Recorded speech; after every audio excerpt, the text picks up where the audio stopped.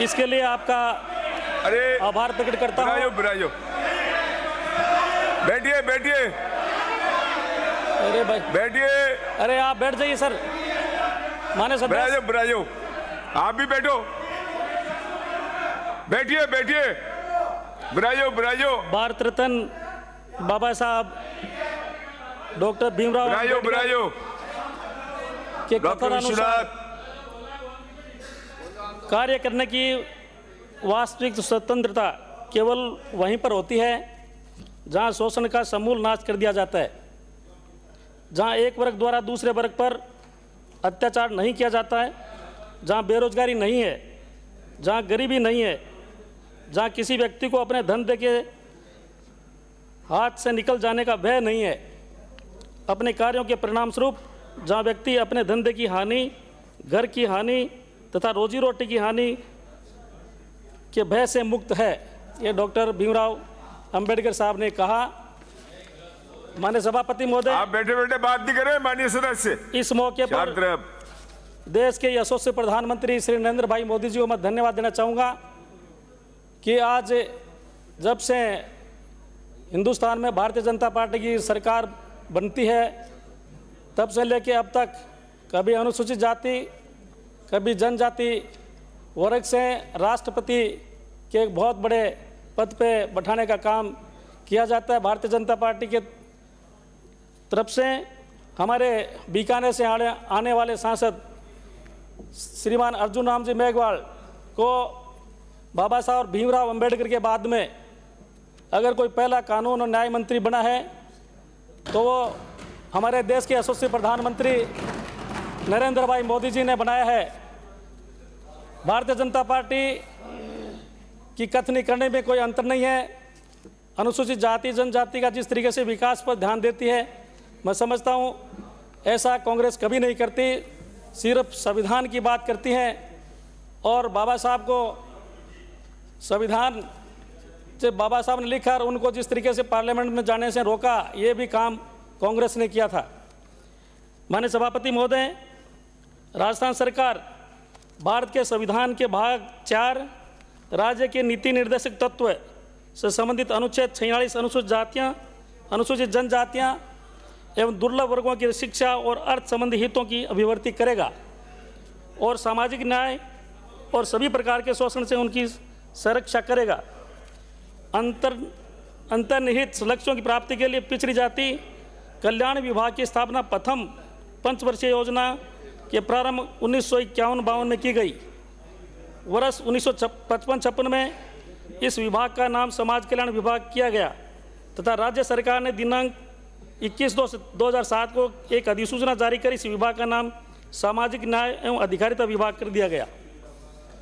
माननीय सभापति महोदय, विभाग के माध्यम से अनुसूचित जातियों एवं जनजातियों के शैक्षणिक एवं आर्थिक विकास के साथ साथ समाज के अत्यधिक गरीब, विधवा, निःशक्त जन, वृद्ध, विमुक्त एवं घुमंतु, अन्य पिछड़ा वर्ग और अति पिछड़ा वर्ग व आर्थिक पिछड़ा वर्ग के भी आर्थिक एवं शैक्षणिक विकास की अनेक योजनाएं संचालित किए जाने के कार्य भी प्रारंभ किए गए हैं।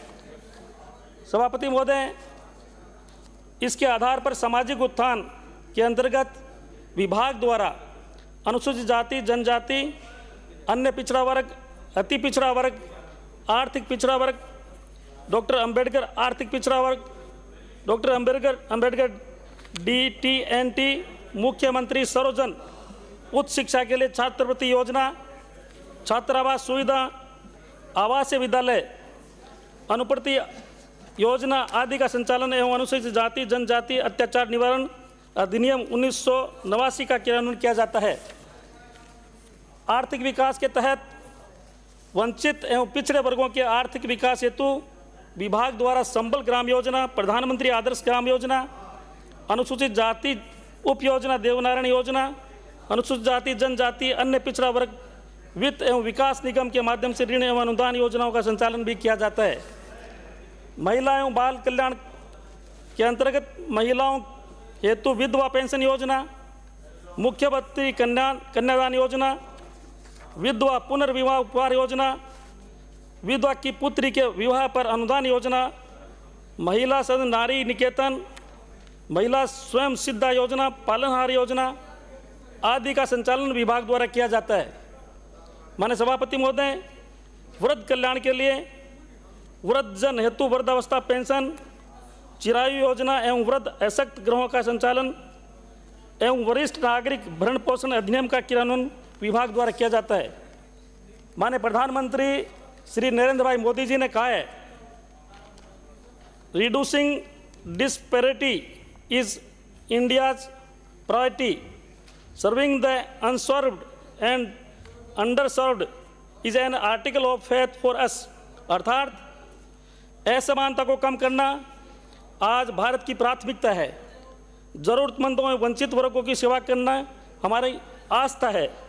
उक्त ध्येय की पूर्ति की दिशा में कदम उठाते हुए अल्प आय वर्ग के बुजुर्गों, व्यक्तियों, विधवाओं, अन्य एकल नारियों, दिव्यांग व्यक्तियों तथा लघु एवं सीमांत कृषकों को देय पेंशन को आगामी वर्ष से बढ़ाकर 1250 रुपये प्रतिमाह करने की घोषणा इस बजट में हमारे श्रीमती दिव्या कुमारी जी वित्त मंत्री एवं हमारे राजस्थान के यशस्वी मुख्यमंत्री जी ने बहुत बड़ी सौगात दी है। इसके लिए मैं धन्यवाद देना चाहूँगा। सभापति महोदय, बेघर वृद्धजन असहाय निराश्रित व्यक्तियों के पुनर्वास हेतु स्थापित किए जा रहे स्वयं सिद्धा आश्रमों का दायरा बढ़ाते हुए आगामी वर्ष 10 जिलों में 50 बेड क्षमता के आश्रम खोले जाने प्रस्तावित है। इसके लिए भी माननीय मुख्यमंत्री जी को धन्यवाद देना चाहूँगा।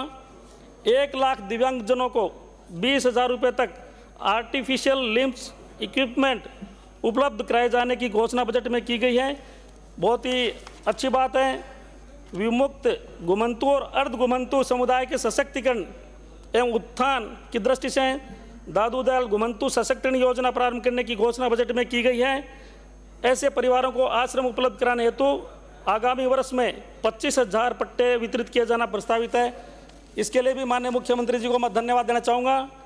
प्रदेश में SC, ST, OBC, EWS, सफाई कर्मचारी, दिव्यांगजन आदि को आर्थिक संबल प्रदान करने की दृष्टि से अनुजा, OBC एवं अल्पसंख्यक निगमों द्वारा दिए गए ऋणों के क्रम में वन टाइम सेटलमेंट स्कीम लाई जानी प्रस्तावित है।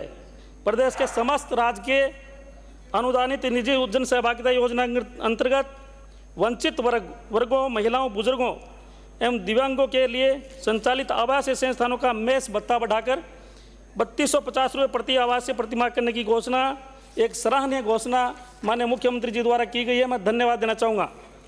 हमारे संविधान निर्माता बाबा साहब भारत रत्न डॉक्टर भीमराव अंबेडकर ने कहा था, I measure the progress of a community by the degree of progress which women have achieved. अर्थात मैं किसी समुदाय की प्रगति महिलाओं की प्रगति के आधार पर मापता हूँ।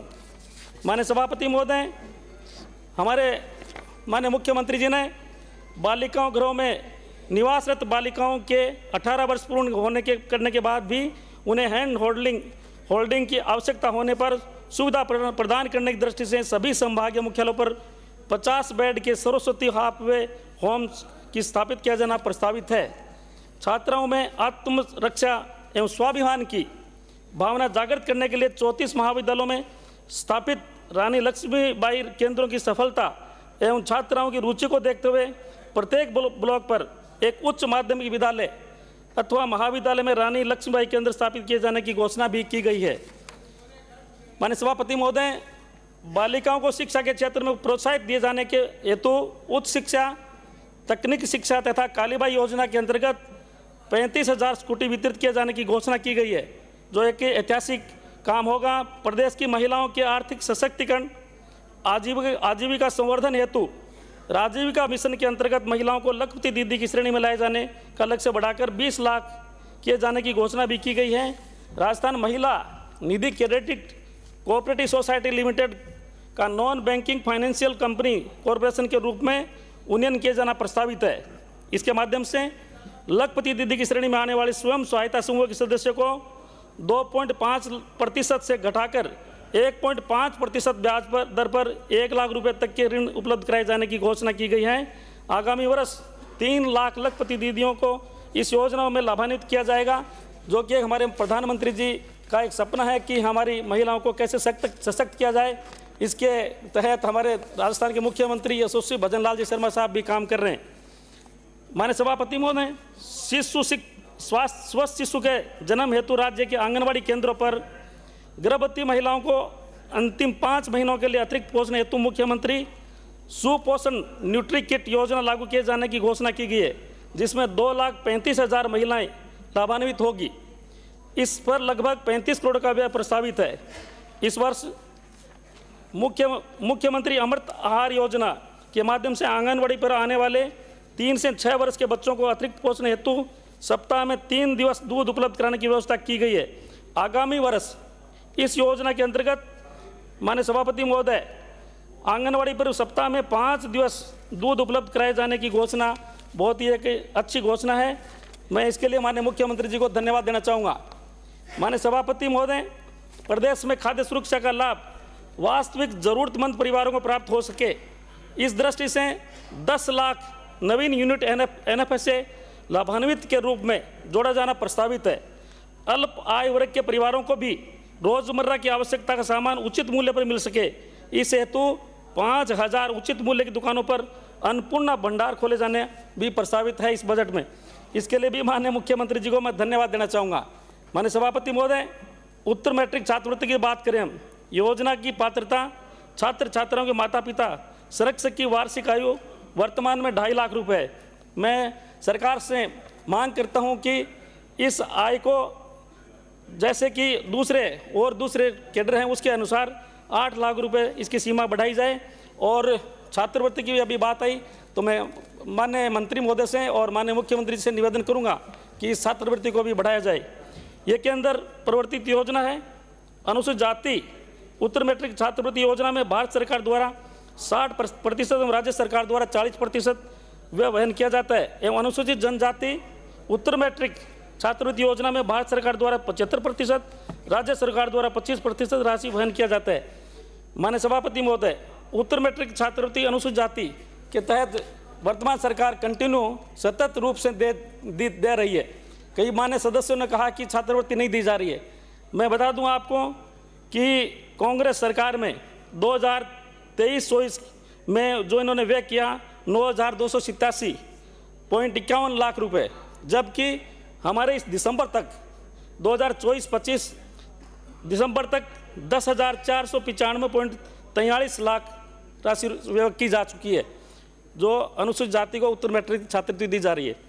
उत्तर मैट्रिक छात्रवृत्ति अनुसूचित जनजाति को जो दी जा रही है 2023-24 में आपकी सरकार द्वारा 6,640.81 लाख रुपए वितरित किए गए, जबकि हमारी सरकार द्वारा वर्तमान में 2024-25 में दिसंबर तक 6,858.28 लाख रुपए की राशि वितरित की जा चुकी है। तो मैं कहना चाहूँगा माननीय सदस्यों को कि हमारी सरकार कंटिन्यू जो सतत प्रक्रिया है छात्रवृत्ति की वो छात्रों को उपलब्ध कराई जा रही है। माननीय सभापति महोदय, मैं सरकार से मांग करूंगा कि जिस तरीके से पूर्ववर्ती सरकार वसुंधरा जी के समय में प्रत्येक नगर पालिका में 195 अम्बेडकर भवन बनाए गए थे, मैं मांग करूंगा कि आने वाले समय में अब हमारे मुख्यमंत्री जी से निवेदन करूंगा कि हर तहसील लेवल पर हमारे अनुसूचित जाति भाइयों के लिए अम्बेडकर भवन का निर्माण कराया जाए तो बहुत उचित रहेगा। और मैं एक मांग और भी करना चाहूँगा माननीय सभापति महोदय कि राजस्थान अनुसूचित जाति आयोग जो बना है, जैसे सफाई आयोग, कर्मचारी आयोग और भी हमारे अनुसूचित जनजाति आयोग, तो उनको वैधानिक दर्जा नहीं है। तो मैं आपसे मांग करूँगा आपके माध्यम से सरकार से कि इनको वैधानिक इस आयोग को वैधानिक दर्जा भी दिया जाए। बजट प्रावधान का लक्ष्य भी जो हमारे को दिया जाता है उसको समय पर पूरा किया जाए। माननीय सभापति महोदय, SC ST TSP के कोष में विगत सरकार ने 1,000 करोड़ की राशि दी थी, लेकिन हमारी सरकार बनते ही SC ST एवं TSP को गत बजट में ही राशि को बढ़ाकर 1,500 करोड़ रुपए कर दिया था तथा वर्तमान बजट में माननीय वित्त मंत्री सुश्री दिव्या कुमार जी एवं माननीय मुख्यमंत्री जी ने इस राशि को बढ़ाकर वर्तमान बजट में 1,750 करोड़ की घोषणा की है, जो बहुत ही धन्यवाद के पात्र हैं, जिसके लिए माननीय मुख्यमंत्री जी को मैं बहुत इनका आभार प्रकट करना चाहूँगा कि ये राशि बढ़ाई है। माननीय सभापति महोदय, कांग्रेस सरकार द्वारा पेंशन पेंशनों की पेंशन को 15% बढ़ाने का कानून बनाया था, लेकिन ये कोरी घोषणाएं थी। इनके द्वारा कोई 15% नहीं बढ़ाएगा। अपने समय में हमारी सरकार आते ही, सरकार बनते ही पेंशनों की पूर्व में दी जा रही राशि 1000 को बढ़ाकर 1150 रुपये किया, और वर्तमान बजट में इसको बढ़ाकर 1250 रुपये कर दिया गया है। इसके लिए माननीय मुख्यमंत्री जी का मैं धन्यवाद देना चाहूँगा। और जिस तरीके से माननीय मुख्यमंत्री जी ने इस राशि को 1 अप्रैल 2024 को झुंझुनू से राज्य स्तरीय कार्यक्रम करके माननीय मुख्यमंत्री जी भंजनलाल शर्मा द्वारा पेंशनरों को ये राशि डीबीटी के माध्यम से बढ़ी हुई पेंशन जारी की, एक साथ पेंशन जारी की है, बहुत ही अच्छी बात है। मैं इसके लिए भी माननीय मुख्यमंत्री जी का आभार प्रकट करना चाहूँगा। माननीय सभापति महोदय, हमारी सरकार ने दिव्यांगजनों को 2000 स्कूटियों का वितरण किया गया। मेरा मुख्यमंत्री जी से निवेदन है कि शेष रहे दिव्यांगजनों ने आवेदन जो कर रखा है, माननीय मंत्री महोदय यहाँ हमारे बीच हैं, उनको भी शीघ्र स्कूटियाँ वितरण करने का काम करें। और इसके लिए मैं एक चीज़ और बताना चाहूँगा कि जिस तरीके से स्कूटी दी जा रही है, वो उसको अगर इलेक्ट्रिकल स्कूटी प्रदान की जाएगी तो मैं समझता हूँ कि उनकी पेट्रोल डीजल की भी बचत होगी और बहुत अच्छा कार्य होगा। तो मैं माननीय मंत्री महोदय को इस आपके माध्यम से बताना चाहूँगा कि जो स्कूटी दी जा रही है उनको इलेक्ट्रिकल स्कूटी के रूप में दिया जाए। माननीय सभापति महोदय, मैं बात करूँ गाड़िया लोहारों के परिवारों के भवन निर्माण के लिए महाराणा प्रताप भवन निर्माण योजना अंतर्गत लाभान्वित उनको भी किया जा रहा है। अंतर्जातीय विवाह योजना अंतर्गत 22.82 करोड़ रुपए व्यय कर लाभान्वित किया जा रहा है। ये भी बहुत अच्छा कार्य क्या हो रहा है। माननीय मुख्यमंत्री एकल नारी समान पेंशन योजना के अंतर्गत 4325.86 करोड़ रुपए व्यय कर 18.04 लाख पेंशनरों को लाभान्वित किया गया है। और माननीय मुख्यमंत्री जी वृद्धजन सम्मान पेंशन योजना के अंतर्गत 8173 करोड़ रुपए व्यय कर 51.90 लाख पेंशनरों को लाभान्वित किया गया है। माननीय मुख्यमंत्री विशेष योग्यजन समान पेंशन योजना के अंतर्गत 963.11 करोड़ रुपए व्यय कर 6.26 लाख पेंशनरों को लाभान्वित किया जा रहा है। राष्ट्रीय वृद्धावस्था पेंशन योजना के अंतर्गत 832.22 करोड़ रुपए व्यय कर 8.49 लाख पेंशनरों को लाभान्वित किया गया है। राष्ट्रीय विधवा पेंशन योजना के अंतर्गत 419.80 करोड़ रुपए व्यय कर 4.10 लाख पेंशनरों को लाभान्वित किया गया है। पालनहारा योजना अंतर्गत 1283.86 करोड़ रुपए व्यय कर 6.15 लाख बच्चों को लाभान्वित किया गया है। अनुसूचित जाति अनुजा निगम द्वारा संचालित SC ST सरकारी कर्मचारी दिव्यांगजन एवं अन्य पिछड़ा वर्ग के 9185 व्यक्तियों को स्वरोजगार हेतु ऋण उपलब्ध कराया गया है। माननीय सभापति महोदय, मुख्यमंत्री कन्यादान योजना में 18 वर्ष या अधिक आयु की कन्या 2 कन्याओं की संतानों के विवाह हेतु 21,000 रुपये से अधिकतम 51,000 रुपये की सहायता दे है, जिसमें मैं मांग करता हूं कि इसको बढ़ोतरी कर 75,000 रुपये अगर कर दिया जाएगा तो बहुत ही अच्छा रहेगा। माननीय सभापति महोदय, मैं आपके माध्यम से बताना चाहूँगा कि दिव्यांगजनों के लिए स्कूटी की व्यवस्था जो मैंने बताया आपको, मैं मेरे विधानसभा क्षेत्र की बात करूं, माननीय सभापति महोदय, मेरे विधानसभा क्षेत्र में जिला स्तर पर SC ST RS IS की परीक्षाओं के लिए रहने वाले छात्र छात्राओं के लिए खाने की और पीने की व्यवस्था और वहां कोचिंग फ्री की व्यवस्था मैं मांग करूंगा माननीय मुख्यमंत्री जी से कि जिला स्तर पर ये व्यवस्था की जाए। मैं ये भी मांग करूंगा कि खाजूवाड़ा छत्तीसगढ़ पूगल में संचालित अंबेडकर छात्रावास की स्थिति जर्जर है, अतः इनकी मरम्मत तथा नया छात्रावास भवन बनाया जाए। मैं इसके उपलक्ष्य में माननीय सभापति महोदय, मैं एक बात और भी बताना चाहूँगा कि खाजूवाड़ा विधानसभा क्षेत्र एक दूर दराज का क्षेत्र है। इसके तहत पाकिस्तान बॉर्डर पर है, हमारे दूर दूर से बच्चे हमारे छात्र छात्राएं आती हैं। इनके लिए एक कन्या महाविद्यालय स्तर का छात्रावास अगर वहाँ होगा तो मैं समझता हूँ कि वहाँ के क्षेत्र के लोगों को इसका बेनिफिट मिलेगा। माननीय सभापति महोदय, आपने सामाजिक न्याय एवं अधिकारिता विभाग मांग संख्या 31 पर मुझे बोलने का अवसर दिया, इसके लिए आपका बहुत बहुत आभार, धन्यवाद।